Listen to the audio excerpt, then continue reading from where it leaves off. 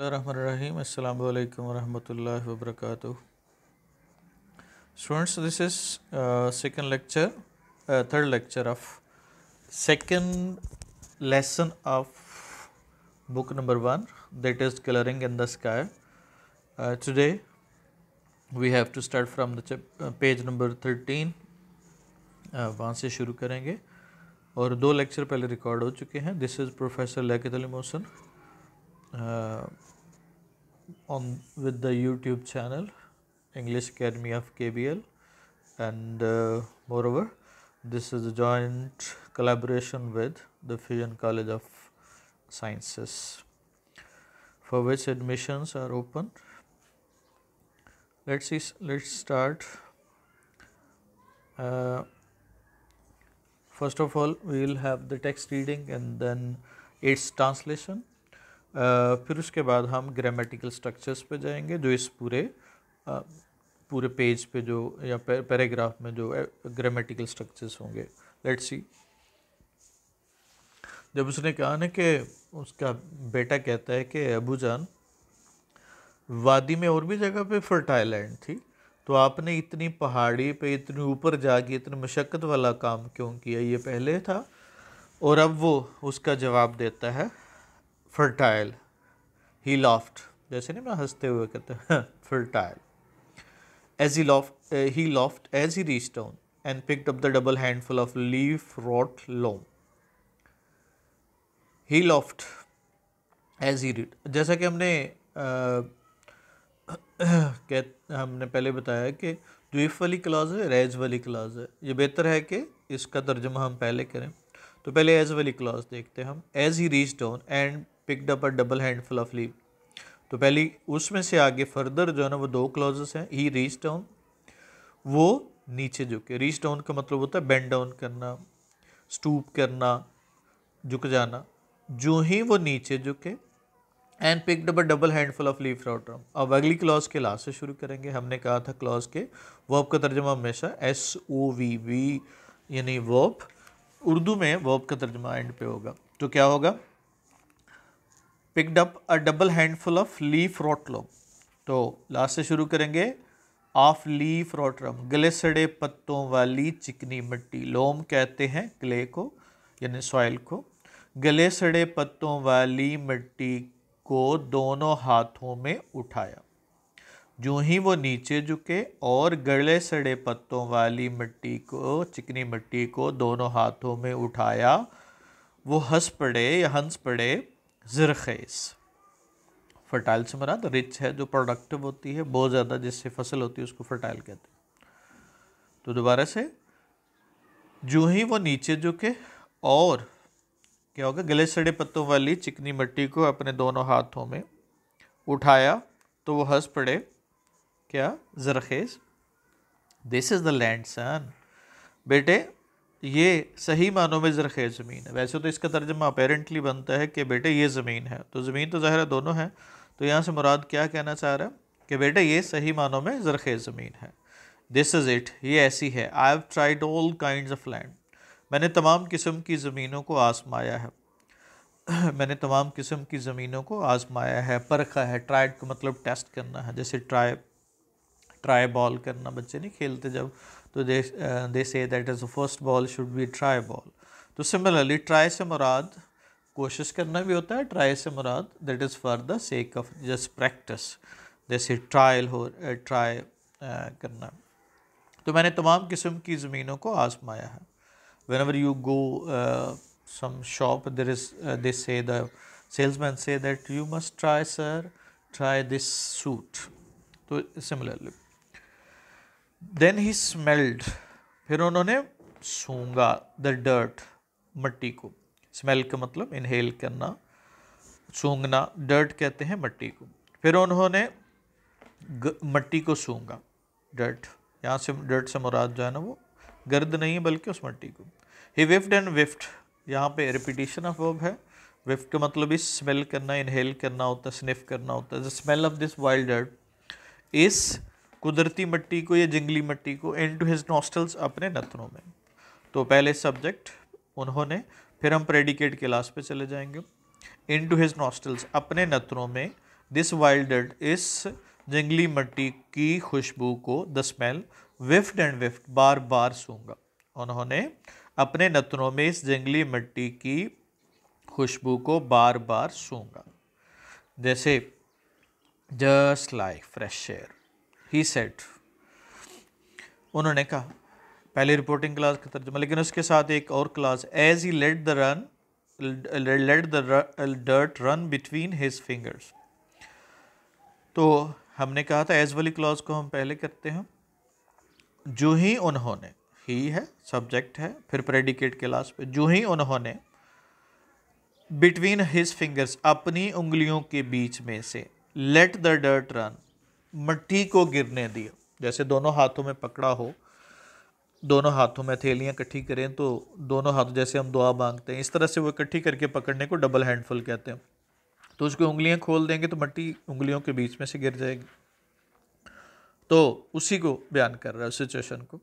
जो ही उन्होंने अपनी उंगलियों के बीच में से मिट्टी को गिरने दिया, जो ही उन्होंने अपनी उंगलियों के बीच में से मिट्टी को गिरने दिया, तो वो बोले, बिल्कुल ताज़ा हवा की तरह, बिल्कुल ताज़ा हवा की तरह, यानी उसकी खुशबू के बारे में कह रहा हूँ। जैसे ये सूंघते हुए नहीं, जैसे अक्सर you see some commercials in TV that there is a publicity और there is commercial of some soap, तो द एक्टर या actresses smell the soap and see बिल्कुल गुलाब की खुशबू की तरह। तो सिमिलरली हियर, तो जो ही उन्होंने अपनी उंगलियों के बीच में से जंगली मिट्टी को गिरने दिया या गुजरने दिया, तो वो उन्होंने कहा, बिल्कुल ताज़ा हवा की तरह। अब यहाँ पे लेट के बाद हमने बेर इन्फिनिटिव इस्तेमाल किया, लेट के बाद हम टू नहीं लगाते, लेट द डर्ट रन होगा, let the dirt to run नहीं होगा। जैसे लेट मी एंटर है, it's pleasant to touch too, he added. उन्होंने पहले रिपोर्टिंग क्लास, ही एडेड, उन्होंने मजीद कहा, इसे छूना भी खुशगवार है, ये इसे छूना भी खुशगवार है। टू का इस्तेमाल करते हैं हम रेपिटिशन के लिए, आगे हम पढ़ेंगे टू के मल्टीपल यूज़ होते हैं, रेपिटिशन के लिए भी होता है, नेगेटिव के लिए भी इस्तेमाल करते हैं। बट डैड, लेकिन अबू जान, आई सेड, मैंने कहा लेकिन अबू जान, I know what you think, वो ज़ाहिर बेटा परेशान हो रहा है, हैरान हो रहा है कि अबू जान ने ऐसा क्यों किया, इतनी मुशक्क़त की, इतनी दूर आके जो ना वो काश्त की, तो फार्मिंग की, तो इस पे कह रहा है, I know what you think, he interrupted, उन्होंने बात काट दी। इंटरप्ट का मतलब होता है इंटरफियर करना, कट इन करना, ब्रेक इन करना, बीच में बोल पड़ना। उन्होंने बात काटी, मुझे मालूम है जो तुम सोचते हो, मुझे मालूम है जो तुम सोचते हो, आई नो, एक क्लॉज है, दूसरी क्लॉज व्हाट यू थिंक, जो तुम सोचते हो। Your mother thinks the same thing, तुम्हारी माँ भी यही बात सोचती है, तुम्हारी माँ भी यही बात सोचती है। शी वॉनर्स, वो हैरान होती है, why ever climb this mountain top to raise my potatoes, shams and tomatoes. वो हैरान होती है, एक क्लॉज है, वॉन्डर का मतलब सरप्राइज, अमेज, अस्टॉनिश। वो हैरान होती है कि मैं, अब देखें सब्जेक्ट इस क्लॉज का, एक क्लॉज थी आई वॉन्डर और एक क्लॉज अगली है टमाटोज तक। अब यहाँ पे देखना है सब्जेक्ट का तर्जुमा पहले करना कि मैं, अब लास्ट पे चले जाएंगे, to raise my potatoes, shams and tomatoes, मैं अपने आलू, कचालू और टमाटर उगाने के लिए on the climb this mountain top, इस पहाड़ी चोटी पर कभी क्यों चढ़ा। वो हैरान होती है कि मैं अपने आलू, कचालू और टमाटर उगाने के लिए इस पहाड़ी चोटी पे कभी क्यों चढ़ा। तो ये तीन सब्जियां वहाँ पे उसने जाके कल्टीवेट की। बट जस आई विस्पर्ड, यहाँ पे क्वेश्चन भी हो सकता है जो पीछे हमने पढ़ा कि कौन कौन सी वेजिटेबल थी जो उसने उगाई थी वहाँ पे। बट जेस ही ऑलमोस्ट विस्पर्ड, उन्होंने तकरीबन सरगोशी में कहा। विस्पर का मतलब मरमर करना होता है, आहिस्ता से बोलना होता है, लेकिन उन्होंने तकरीबन सरगोशी में कहा, उन्होंने तकरीबन सरगोशी में कहा। काम की कंप्लीशन के लिए, काम के लिए हम ऑलमोस्ट लगाते हैं वर्ब के लिए, और टाइम के लिए हम अबाउट इस्तेमाल करते हैं। दोनों का मतलब तकरीबन ही होता है। जैसे I am about to reach और I have almost completed my task. उन्होंने तकरीबन सरगोशी में कहा, लेकिन just anything grown in the new ground like this has a better flavour, anything grown in this ground like this, has bread flavour. तो यहाँ पे इस क्लॉज में सब्जेक्ट कहाँ से, हैज़ से पहले पहले, तो क्या होगा, अब चूंकि एनीथिंग हमारा सब्जेक्ट है तो अब एनीथिंग के मीनिंग में इजाफा करें, grown in this new ground like this. तो क्या होगा, अब grown in this new ground like this meaning में इजाफा करेगा एनीथिंग के, तो क्या बनेगा, इसमें हम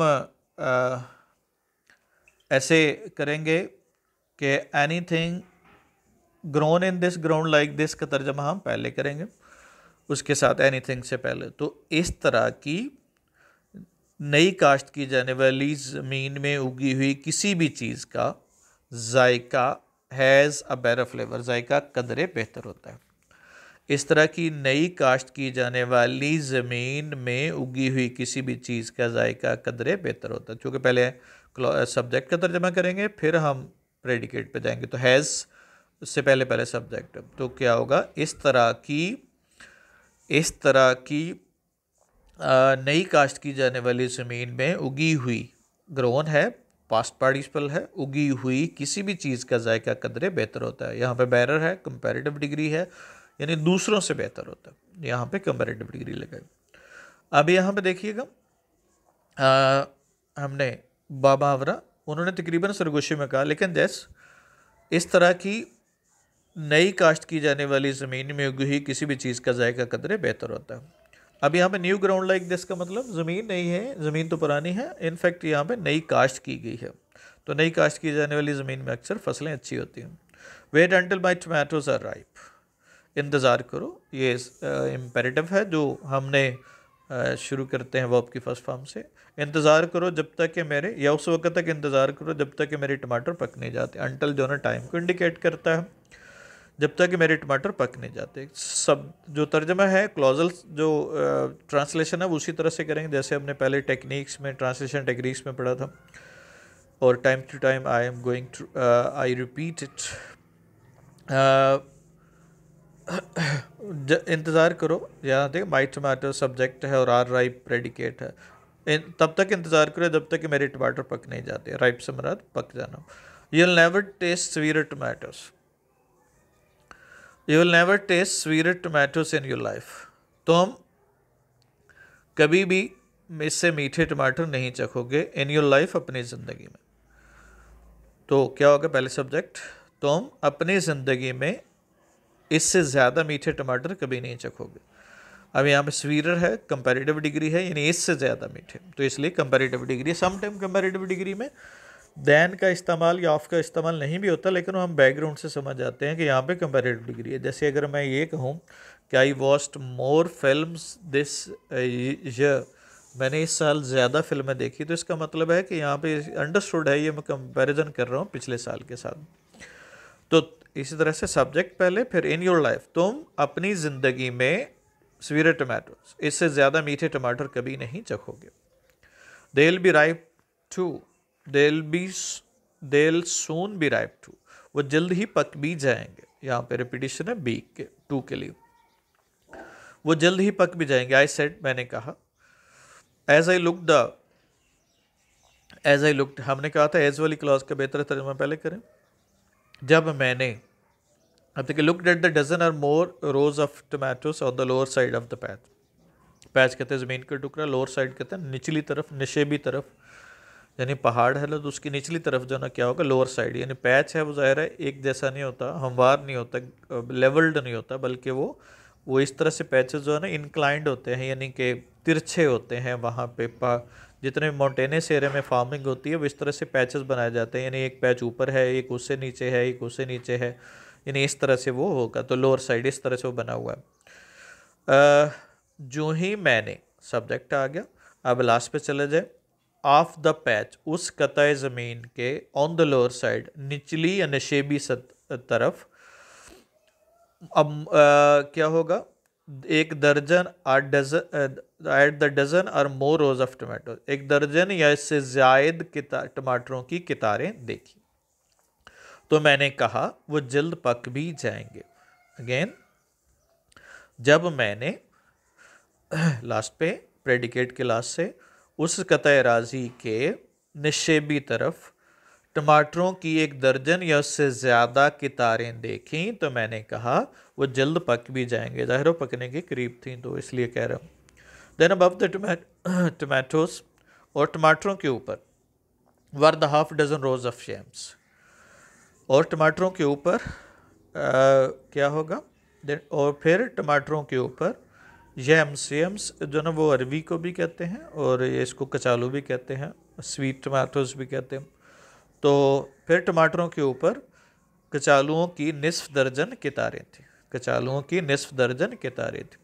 ये डज़न जो है ये ऐसा नाउन है जिसको हम सिंगुलर और प्लूरल में सेम रखते हैं। ये नाउन की वो चंद एग्जांपल पढ़ेंगे हम इस एक्सरसाइज में कि जिसके साथ जो है ना वो सिंगुलर प्लूरल में सेम होती है। फिर टमाटरों के ऊपर कचालुओं की निस्फ दर्जन कितारें थी।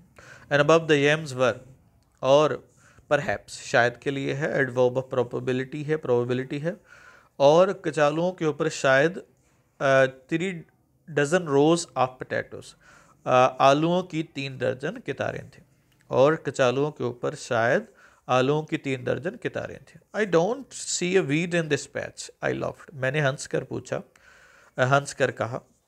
I don't see a weed, weed कहते हैं खुदरो घास को, जो खुद उग जाए उस घास को वीड कहते हैं, या जड़ी बूटी भी कह सकते हैं, ये खुदरो घास होती है। इस दिस पैच, इस ज़मीन के टुकड़े पे, तो मुझे इस ज़मीन के इस टुकड़े पे या इस कता राजी पे कोई भी घास फूस नज़र नहीं आती, या खुदरो घास नज़र नहीं आती। वॉन्ट दे ग्रो हियर, क्या वो यहाँ नहीं उगती हैं। वॉन्ट जो है विल नॉट और शेल नॉट की है, क्या वो यहाँ नहीं उगती हैं। चलें आगे देखते हैं ग्रामेटिकल स्ट्रक्चर्स। टू का इस्तेमाल मैंने बताया था, आल्सो और टू का इस्तेमाल सेम होता है जब हमने कोई चीज़ रिपीटिशन के लिए यूज़ करते हैं। He has also reached, also को याद रखना है, वर्ब से पहले इस्तेमाल करना है। टू और एज वेल को हम लास्ट पे करते हैं, he has reached the class 2 या he has reached the class as well, दोनों को हम एंड पे इस्तेमाल करते हैं।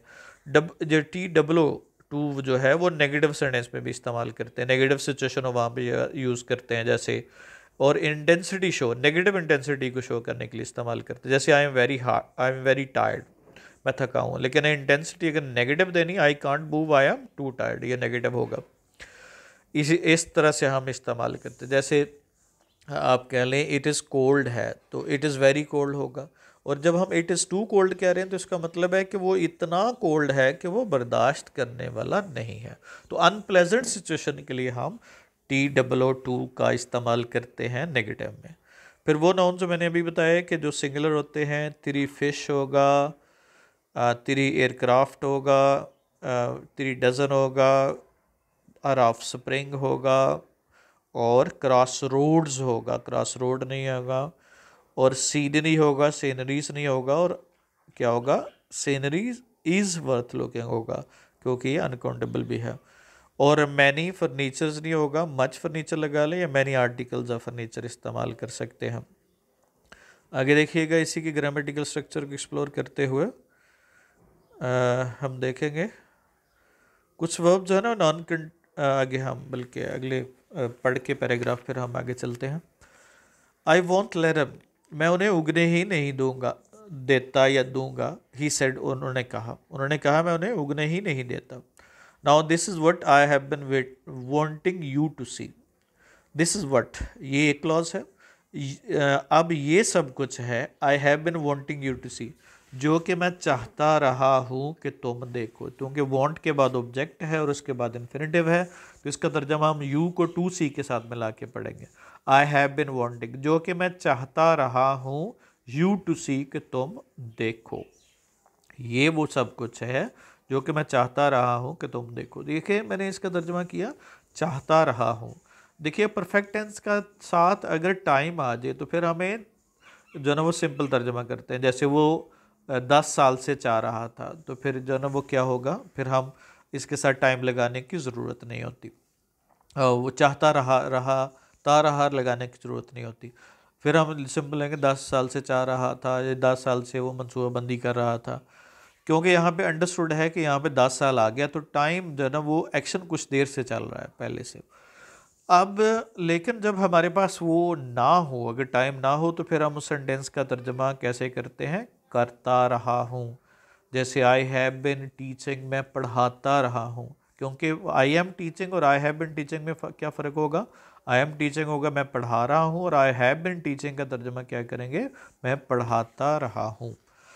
तो इस तरह से ये सब कुछ है जो मैं चाहता रहा हूँ कि तुम देखो। एक और चीज़ याद रखनी है, यहाँ पे ये वांटिंग जो है ना नॉन कंटिन्यूस वर्ब है, इनके साथ हम कंटिन्यूस फॉर्म इस्तेमाल नहीं करते।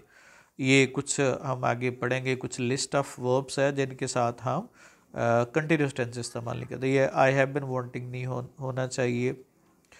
जैसे ये नहीं होगा, आई एम लाइकिंग यू नहीं होगा, आई लाइक यू होगा। Similarly in this way, this is the cleanest patch, ये सबसे ज़्यादा साफ ज़मीन का टुकड़ा है आई हैव एवर सीन, जो मैंने कभी देखा हो। आई ब्रैक्ट, मैंने फ़खरिया लहजे में कहा, ये फ़खरी अंदाज से कहा। ब्रैक का मतलब एग्जैजरेट करना, एम्पलीफाई करना, बढ़ा चढ़ा के पेश करना।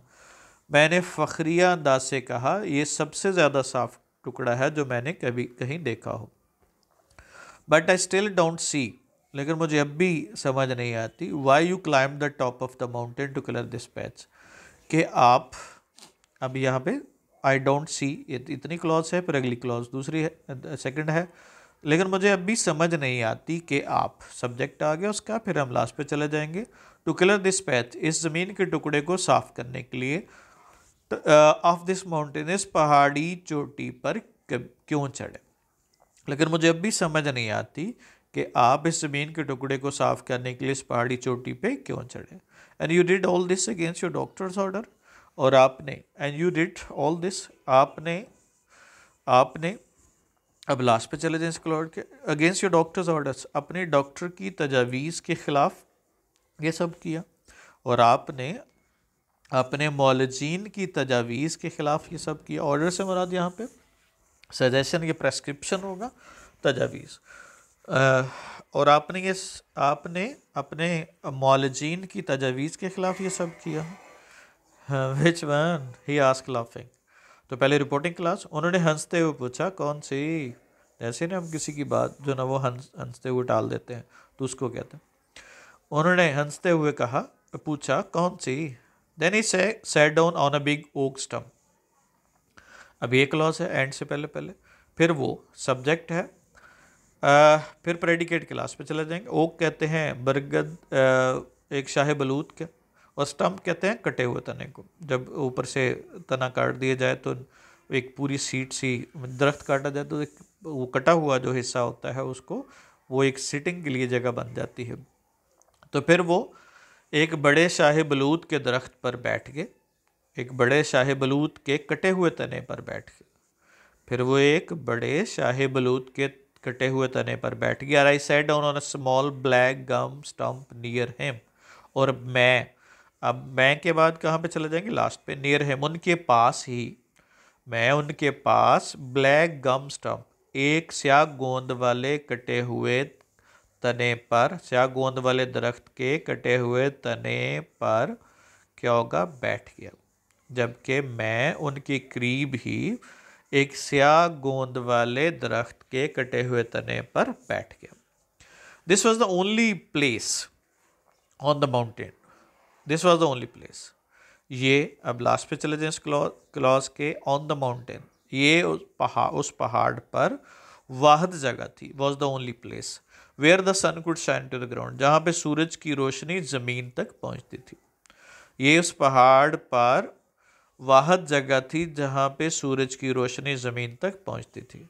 एंड ऑन द, यानी जंगल बहुत घना था, बहुत सारे दरख्त थे, वहाँ पे इतने दरख्तों में जाके फार्मिंग की उसके बाप ने। And on the lower side of the clearing, और अब देखिएगा, on the lower side of the clearing. अब ये फ्रेज शुरू में इस्तेमाल की तो शुरू में तर्जमा करेंगे, और अब इस फ्रेज का तर्जमा ऑन द लोअर साइड किसके? क्लियरिंग की, तो लास्ट से शुरू करेंगे। उस साफ़ किए हुए कता राजी के निशेबी तरफ, और उस साफ़ किए हुए कता राजी के निशेबी तरफ। There was a rim of shadow, अब देर का चूंकि तर्जमा नहीं करते, जब ये किसी नाउन को इंडिकेट कर रहा हो तो रिम कहते हैं किनारा या दायरा, दायरा कह लें। शेडो साए का, वो साए का एक दायरा था। Over the rows of dark stalwart plant, क्या होगा? डार्क स्टालवर्ट प्लांट, स्याह मजबूत पौधों के, स्टालवर्ट का मतलब होता है मजबूत, strong, sturdy. Loaded with green tomatoes, सब्ज टमाटरों से लदे हुए। तो अब इसका मुहावरा तर्जमा देखेंगे। और साफ किए हुए कता राजी के निशेबी तरफ, साफ किए हुए कता राजी के निशेबी तरफ। अब ज़रा सब्जेक्ट आपका क्या है, रिम ऑफ शेडो, लेकिन rim of shadow over the dark street है। डार्क स्ट्रीट कौन सी है, प्लांट्स की। प्लांट्स कौन से है, लोडेड विद ग्रीन टमाटोज। तो क्या होगा, ला से शुरू करेंगे। और साफ किए हुए कता राजी के नशेबी तरफ, अब लास्ट पे चले जाएं। With green tomato, loaded with green tomato, सब्ज टमाटरों से लदे हुए। ये पास पार्टिसिपल भी है जो प्लांट्स के मीनिंग में इजाफा कर रहा है। सब्ज टमाटरों से लदे हुए स्याह मजबूत पौधों की कितारों के ऊपर साए का एक दायरा था। दोबारा से, और साफ किए हुए कता राजी के नशेबी तरफ, साफ किए हुए कता राजी के नशेबी तरफ। अब लास्ट पे, सब्ज टमाटरों से लदे हुए, सब्ज टमाटरों से लदे हुए स्याह मजबूत पौधों की कितारों के ऊपर साए का एक दायरा था। What is the reason for your planting this patch up here, I ask. मैंने पूछा पहले reporting clause, what is the reason of your planting up this patch here, आपकी आप दिस पैच अप हियर, बुलंदी पे इस ज़मीन के टुकड़े पर काश्तकारी करने की क्या वजह है। आपके बुलंदी पर इस ज़मीन के टुकड़े पर काश्तकारी करने की क्या वजह है। What is the reason for your planting, आपके बुलंदी पर, पैच अप से बरात बुलंद मकाम पर, आपके इस बुलंद मकाम पर, आपके यहाँ इस बुलंद मकाम पर काश्तकारी करने की क्या वजह है। अब जब भी अपने योर, हिज, माय ये पोजेसिव प्रोनाउन इस्तेमाल करते हैं तो उसके बाद हमने हमेशा जेरंड इस्तेमाल करना है, जैसे your planting, my studying, his abusing वगैरह वगैरह। 20 टाइम्स इन माई लाइफ, मेरी ज़िंदगी में 20 मरतबा, उन्होंने कहा, ही सेड। तो पहले रिपोर्टिंग क्लास, उन्होंने कहा मेरी ज़िंदगी में 20 मरतबा। Doctor has told me to go home, एक मौलज ने मुझे घर जाने, and be with my family, और अपने ख़ानदान के साथ, as long as I could, जितना अरसा रह सकूँ रहने का बताया है। उन्होंने कहा मेरी ज़िंदगी में 20 मरतबा, पहले सब्जेक्ट, एक डॉक्टर ने, फिर लास्ट पे चले जाएंगे, क्या होगा, 2 क्लॉजेज हैं, टू गो होम, घर जाने का, और क्या होगा, as long as I could, जितना अरसा अपने ख़ानदान के साथ रह सकूँ रहने का, हैज़ टोल्ड भी, मुझे बताया। एक डॉक्टर ने मुझे घर जाने और अपने ख़ानदान के साथ जितना अरसा रह सकूं रहने का बताया है। Told me not to work, मुझे बताया है कि मैं काम ना करूं। Not to do anything but to live and enjoy the few days I had with me, माँ सवाए टू लिव, जिंदा रहने, and enjoy the days, days कौन से, I had left with me, तो मेरे पास जो चंद दिन बच गए हैं, जो बच गए थे, उनसे लुत्फ उठाने के सिवा कुछ भी ना करूं। नथिंग टू डू ये फ्रेज है, लेकिन उसके साथ आगे क्या है, इन्फिनेटिव है, माँ सवाए जिंदा रहने, और फ्यू डेज कौन से हैं, इसकी एडजेक्टिव क्लॉज है, आई हैड लेफ्ट विद मी, और वो चंद दिन, आई हैड लेफ्ट विद मी, जो मेरे पास बच गए हैं, उनसे लुत्फ उठाने के सिवा कुछ भी ना करूं। मुझे बताया कि मैं काम ना करूं, और क्या होगा, माँ सवाए जिंदा रहने, और चंद दिन जो मेरे पास बच गए थे, उनसे लुत्फ उठाने के सिवा कुछ भी ना करूं। If the doctor have been right, अगर डॉक्टर सच्चे हैं या सच कहते रहे हैं, he said winking at me, winking का मतलब होता है आंख का इशारा करना, आंख मारना जिसको हम कहते हैं। उन्होंने मेरी तरफ आंख झपकते हुए कहा, उन्होंने मेरी तरफ आंख झपकते हुए कहा, इसको सूटेबल या सोफिस्टिकेटेड वर्ड यूज़ करना, आंख मारना नहीं लिखना। उन्होंने मेरी तरफ आंख झपकते हुए कहा, अगर मौलजीन सच कहते रहे हैं, डॉक्टर बार बार वो आ जाता है हमारे मुंह में, डॉक्टर सी, असल में उर्दू में इसका जो इक्विवेलेंट है या तर्जमा है वो मौलजीन कहते हैं।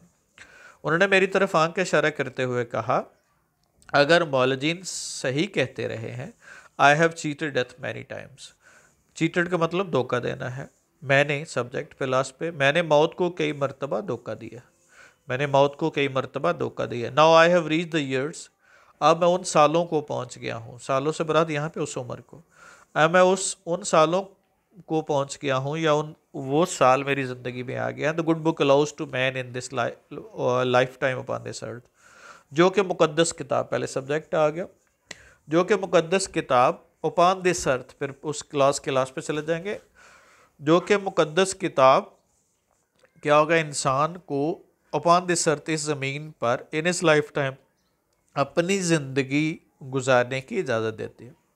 हाँ, मैं उस उम्र को पहुंच गया हूँ जो कि मुकद्दस किताब इस ज़मीन पर अपनी ज़िंदगी में इंसान को रहने की इजाज़त देती है। मुकद्दस किताब से मुराद बाइबल है, और according to Bible average age of a man is 70 years, after that age his life is uncertain.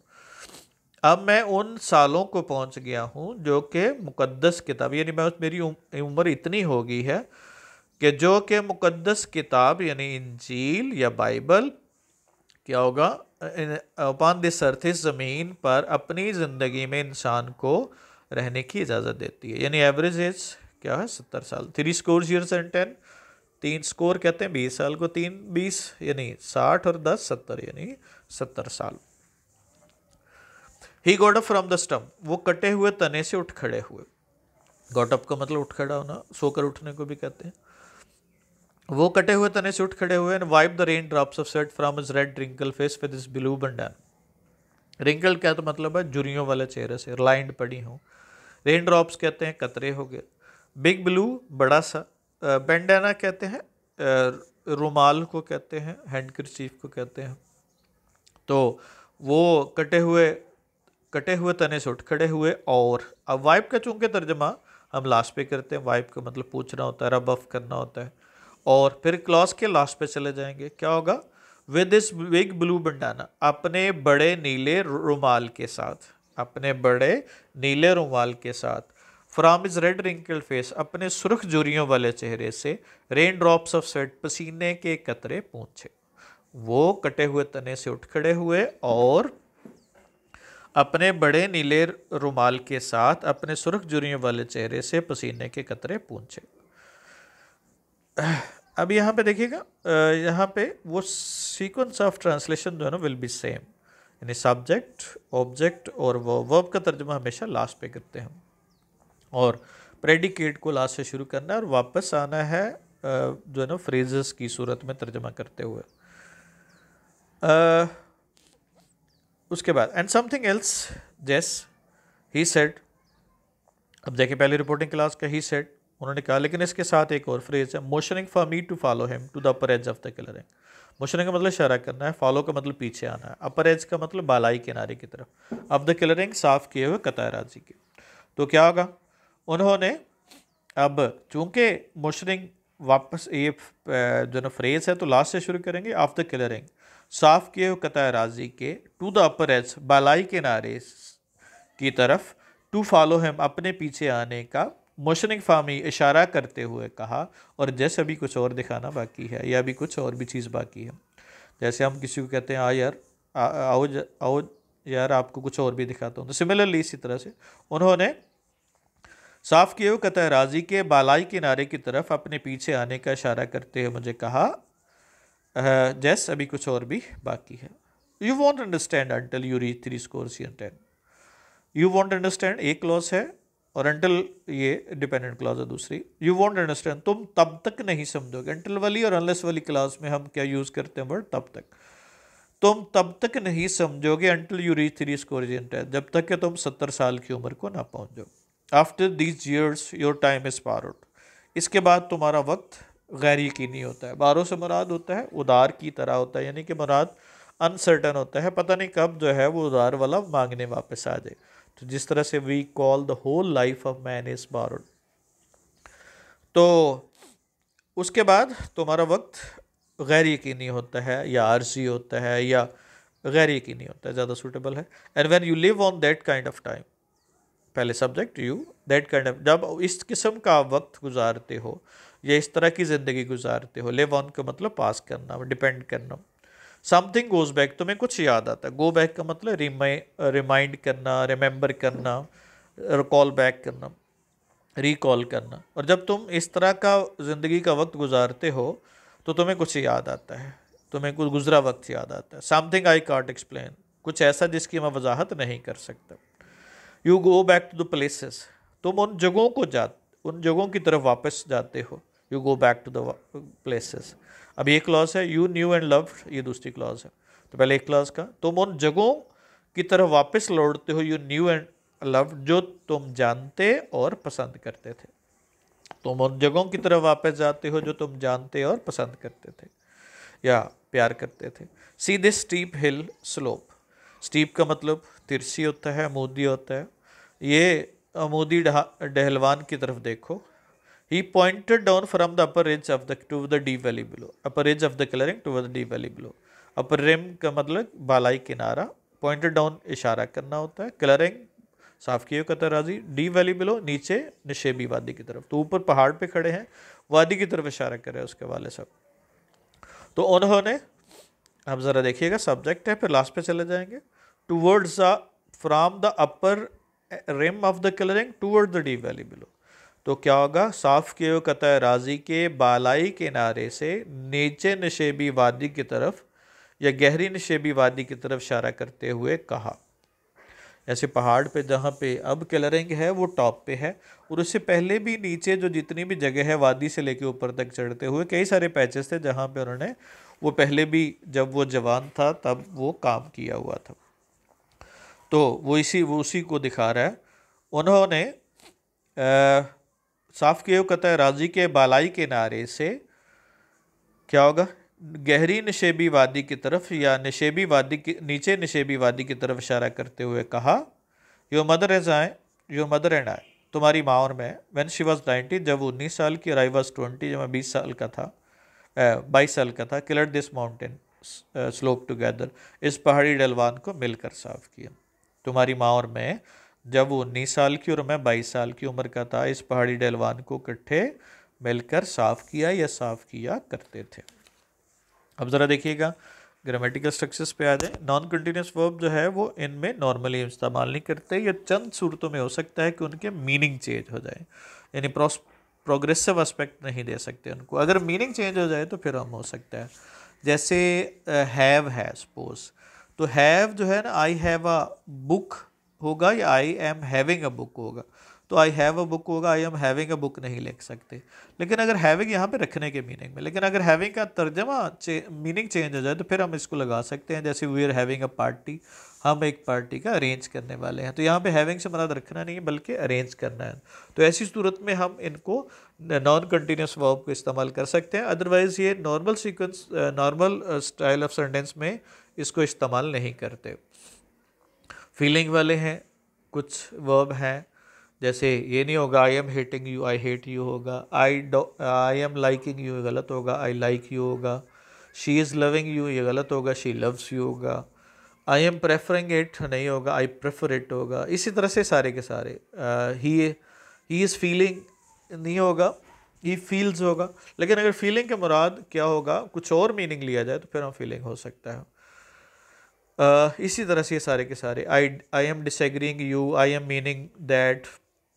Thinking के जो ना वो कुछ वर्ब्स हैं, जैसे आई एम रियलाइजिंग नहीं होगा, आई रियलाइज दैट होगा। आई एम रिमेंबरिंग इट नहीं होगा, आई रिमेंबर इट होगा। आई एम अंडरस्टैंडिंग यू नहीं होगा, आई अंडरस्टैंड यू होगा। सिमिलरली स्टेट्स हैं कुछ, जैसे आई एम इन्वॉल्विंग नहीं होगा, आई एम नीडिंग नहीं होगा, आई एम पोजेसिंग नहीं होगा, आई पोजेस होगा। जैसे आई एम वांटिंग नहीं होगा, I want. I am not believing नहीं होगा, आई डोंट बिलीव होगा।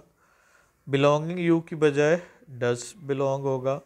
I am seeming wrong, it was seeming wrong, seem wrong होगा। आई एम नॉट हेयरिंग नहीं होगा, आई डोंट हेयर होगा या आई एम नॉट लिसनिंग होगा। A man was seeing you नहीं होगा, लुकिंग एट यू होगा, या जो ना वॉचिंग भी इस्तेमाल कर सकते हैं। ये तो नॉन कंटिन्यूस वर्ब हो गया। आगे हम देखते हैं मज़ीद स्ट्रक्चर जो है हमने देखने हैं इन पैराग्राफ में से। वुड का इस्तेमाल हम पास्ट में करते हैं, जैसे पास्ट की कोई क्लॉज हो तो वहाँ पे वुड इस्तेमाल करते हैं। फ्यूचर इन पास्ट है, पास्ट में कोई काम करना था तो तब हम इस्तेमाल करते हैं, जैसे he would save his life, वो बचाता अपनी ज़िंदगी, फ्यूचर इन पास्ट में यूज़ करते हैं। कंडीशनल सेंटेंस में इस्तेमाल करते हैं जहाँ पे अगर मैं ऐसा होता, if a I were you I wouldn't eat that. Desire या इंक्लिनेशन और जहान हो, I would love to live here, I would like to express this point to you. Polite request के लिए जैसे किसी बड़े को रिक्वेस्ट करनी हो तो हम कैसे करते हैं, वुड यू प्लीज़। ओपिनियन या होप के लिए होता है I would expect him to come, मुझे उम्मीद है वो आ जाएगा। और विश के लिए भी I wish you would stay, wish के साथ भी इस्तेमाल करते हैं। What is expected age of man, ये याद रखना है जब भी आपने जनरलाइज करना है मैन को यानी ह्यूमन बीइंग को, तो वो मैन लिखना है, ना आ मैन ना दा मैन, सिर्फ मैन। 70 ईयर्स है अकॉर्डिंग टू क्रिश्चियनिटी, तो क्या होगा, किसके बारे में सवाल है, प्रेजेंट में सवाल है, तो प्रेजेंट में जवाब देंगे the expected age of man is 70 years. और क्या है उसका टाइम, बारोड होता है, his time is borrowed after that. उसके बाद फर्दर मोर कैटेगरीज, फ्यू जब ना होने के बराबर हो, और जो है ना वो किसी रीज़न के साथ आएगा, जैसे his death is sure he has few chances, ये ना होने के बराबर चांसेस है। अ फ्यू जो है ना थोड़े सी तादाद में होता तब यूज़ करते हैं, he has a few friend, ज़ाहिर है उसके फ्रेंड है तो कुछ ना कुछ है। और द फ्यू हम तब लगाते हैं जब स्पेसिफिक हो, the few things you have are not valuable, यहाँ पे हमने फ्यू। और द फ्यू डेज, यहाँ पे देखिएगा वो सेंटेंस देखिएगा, the few days I had left with मी, हमने पीछे सेंटेंस पढ़ा, वो चंद दिन जो आपके पास बच गए हैं। तो यहाँ पे स्पेसिफिक जब हो जाए तो फिर हम द फ्यू लगाते हैं। जैसे हमने यहाँ पे एक पढ़ा sentence, you your mother and I, तुम्हारी माँ और मैं, तो इसकी एक प्रोनाउन, वैसे तो हम उर्दू में किस तरह से भी लिख सकते हैं प्रोनाउन, तुम मैं और वो, हम तुम और वो तुम और मैं, किस तरह भी लिखते हैं। इंग्लिश में एक प्रॉपर पैटर्न है। अगर मॉरली अच्छी बात हो तो हम क्या तरतीब लगाते हैं 2 3 1, जैसे टू मराद सेकेंड पर्सन, थर्ड पर्सन और first person, you he and I. Bad thing हो, बैड मॉरली रॉन्ग हो तो 1 3 2 होगा, यानी पहले फर्स्ट पर्सन फिर थर्ड और फिर सेकंड। और अगर प्लूरल हो तो 1 2 3, वी यू एंड दे आ गया। और सेम है अगर एक प्रोनाउन है और एक नाउन है तो फिर हमने क्या तरतीब लगानी है, पहले प्रोनाउन और फिर नाउन। जैसे शी भी थर्ड पर्सन है, हिना भी थर्ड पर्सन है, तो इसके साथ हम मिलाएंगे ही एंड डैड वगैरह। Now see the recap, just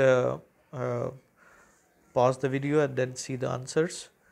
अब यहाँ पे ये जो पहली टाइप के जो सेंटेंसेस हैं जिनमें 4 4 ऑप्शन होंगे और उनमें से एक जो ना वो सही करना होगा आपने, उसमें आपने देखना है कि एक आपने चॉइस जो ना, ये तो 3 3 मैंने दिए हैं, there will be 4 in MD cat, you have to only opt the right one. अब देखें इसमें जो सीक्वेंस ऑफ आपने एनालिसिस होता है वो इस तरह से करते हैं आप कि एक तरतीब से चलते हैं, एक आध जगह पे मोस्टली, एक मैक्सिमम 2 जगहों पे गलती होती है और या रेलेवेंट मिस्टेक होती है, वरना मोस्टली एक ही जगह पे गलती होती है। इसलिए वहाँ पे आपने तरतीब के साथ चलना है, जहाँ जहाँ पे गलती देखते जाएँ वहाँ पे आपने डिफरेंस देखते जाएँ, उसी को फोकस करना है। या डिड नॉट कोऑर्डिनेट है तो पहला है कि डिड नॉट के साथ फर्स्ट फॉर्म है, तो 2 चीज़ों में फर्स्ट फॉर्म आ गई विद मी, और आगे है डिफरेंस कहाँ पे आ गया, गिव एंड गेव में, तो ज़ाहिर है डिड नॉट के साथ जो है ना वो कोऑर्डिनेट है तो एंड के बाद भी गिव आ जाएगा क्योंकि फर्स्ट फॉर्म आ गई डिड नॉट के साथ। इस तरह से जैसे अगले सेंटेंस में देखिएगा, मैं तरीका बता रहा हूँ किस तरह से आपने मल्टीपल स्टेटमेंट्स में से एक को किस तरह से चूज़ करते हैं। सीक्वेंस के साथ जाना, डज नॉट तक सेम है, स्टैंड और स्टूड में फ़र्क है, तो डज नॉट के साथ स्टैंड आएगा, और एंड के बाद जो है वो मूव्ड है, तो ज़ाहिर है स्टैंड वाला तो स्टूड वाला तो पहले गया। अब 1 और 3 में जो ना वो सिमिलैरिटी है, लेकिन आगे जाके मूव्ड और मूव है, और क्या होगा he doesn't stand and move on, ठीक है, doesn't stand and moves on होना चाहिए, सॉरी, स्टैंड नहीं करता और मूव्स ऑन हो जाता है, मूव्ड ऑन नहीं होगा, वो चाहे पहला प्रेजेंट और दूसरा पास्ट में चला जाएगा। यहाँ पे he doesn't stand up and moves on, चूँकि मूव करता है नहीं करता, मूव करता है जो खड़ा नहीं होता, और इसलिए मूव्स ऑन होना चाहिए, ऐसा लगाना मिस्टेकली मिस हो गया। द वेदर इज़ हमने पढ़ा था कि जब पॉजिटिव हो तो फिर हमने वेरी लगाना है, अगर नेगेटिव हो तो हम क्या होगा टू लगाएंगे, और जब एम्फसाइज करना हो, इंटेंसिफाई करना हो तो फिर सो भी लगाते हैं। लेकिन सो तब लगाते हैं जब आगे क्लॉज दैट की हो तो फिर हम यूज़ करते हैं। The film is very interesting, क्योंकि यहाँ पे हमें नेगेटिव नहीं है, इंटरेस्टिंग अभी पॉजिटिव है। लेकिन अगर इतनी इंटरेस्टिंग होगी सारा दिन ज़ाया कर दिए तो फिर हम टू इंटरेस्टिंग भी लगा सकते हैं।